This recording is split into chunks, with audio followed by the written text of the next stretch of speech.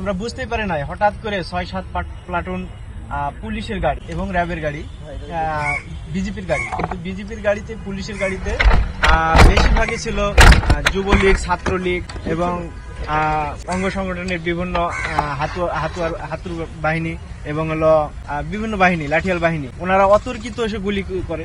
গুলি এক পর্যায়ে আমার ছিটানো গুলি আমার এই পাশে ঢুকে। আমি তখন চোখ মুখ চেপে ধরে আমি তখন বেহুশ অবস্থায় হয়েছে, সবাই দৌড়ে পালিয়ে চলে যাচ্ছে। আমি তখন বসে পড়লাম, এক সাইডে বসে পড়লাম। পুলিশ এসে আমার হ্যান্ডকাপ পরায়, পিছনে হাত বেঁধে হ্যান্ডকাপ পরায়, একে টানা নিয়ে যায় কলার ধরে। কিছু দূর যাওয়ার পরে 50 গজ হবে যাওয়ার পরে ছাত্রলীগের ছেলেপেলেরা, যুবলীগের ছেলেপেলেরা দৌড়ে আসে, কেড়ে নিয়ে আমারে মারধর শুরু করে। এক পর্যায়ে একজন কুড়ালের মতন এখানে একটা কূপ দেয়, এখানে একজন কূপ দেয়, এই পাশে একজন কূপ দিয়েছে।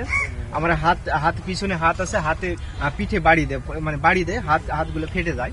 তারপর এক পর্যায়ে যখন ওরা ফেলা রাখে আমার মারতেছিল। মারার পর এক পর্যায়ে একজনা বাড়ি দিছে এখানে হকি স্টিক দিয়ে। এখানে বাড়ি দেওয়ার পরে আমি বেহুশ হয়ে গেছি। এরপরে আমি আর বলতে পারবো না। ওনারা অনেকক্ষণ পিটানোর পর মনে করছে যে মারা গেছে। ওনারা যখন মনে করছে যে মারা গেছে, ওই পুলিশের গাড়িতে উঠায় হ্যান্ডকাপ অবস্থায় আমার ব্রিজ থেকে ফেলা দিয়েছে। ব্রিজটা ছিল পরে ওনার দেখিয়া করছে, আনুমানিক করছে 30 ফুট থেকে 35 ফুট উঁচু হবে, উঁচু থেকে ফেলা দিয়েছে।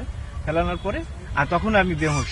এক পর্যায়ে আমাদের ভাইয়েরা ওখান থেকে একটি সরকারি মেডিকেলে নিয়ে যায়, তাৎক্ষণিক একটু চিকিৎসা দিয়ে আবার ঢাকাতে। আমার অপরাধ ছিল যে বাংলাদেশ ইসলামী ছাত্র শিবির করি, এই কারণেই আমার এত নির্যাতন, এত জুলুম বা এই শাস্তি। আমি পড়াশোনা করতাম 2013 সালে, আমার ফার্স্ট সেমিস্টার ছিল, মাস্টার্স দিতে পারি নাই। আমার কাগজপাতি সবকিছু কলেজ থেকে সব পরে শোনা গেল যে পোড়া ফেলাইছে নাকি, ফেলা দিয়ে বলতে পারবো না।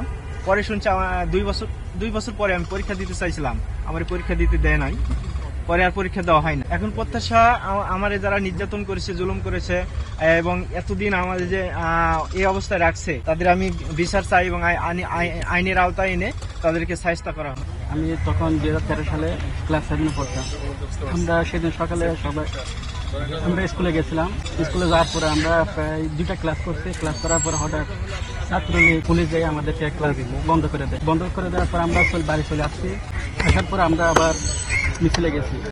মিছিলে যাওয়ার পর আমরা প্রায় আধা ঘন্টার মতো মিছিল করছিলাম। মিছিল করার পরে হঠাৎ ছাত্রলীগ আর পুলিশে আমাদের উপর গুলি করে। আমরা তখন 4 জন আহত হয়েছিলাম।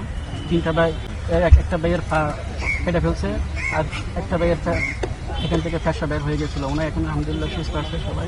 আরো 2টা ভাই আছে, ওনারও সুস্থ আছে। এখন আমার হলো স্পাইনাল কর্ড ইনজুরি, আমার বুক থেকে 2 পায়ে এখন অবস্থা। ওই সময় যারা আমাদের উপর অত্যাচার করছিল, আমি তাদের একটা বিচার চাই। তারা যেন এরকম আমাদের মতো অনেক মা বাপের সন্তান হারিয়ে ফেলছে, অনেক ভাইয়েরা মারা গেছে এবং তাদের দৃষ্টান্তমূলক বিচার চাই। আপনার কিছু মনে আছে কিনা ওই সময়কার যখন আমি গুলি খাই তখনকার কিছু মনে নেই আমার। আমি 2-4 দিন পরে আমার জ্ঞান ফিরে আসছে। এরপরে এর মধ্যে আমি কি হয়েছিল সেটা আমি জানবো না, আমাদের দিনে বাইরে চলে জানতে পারবো।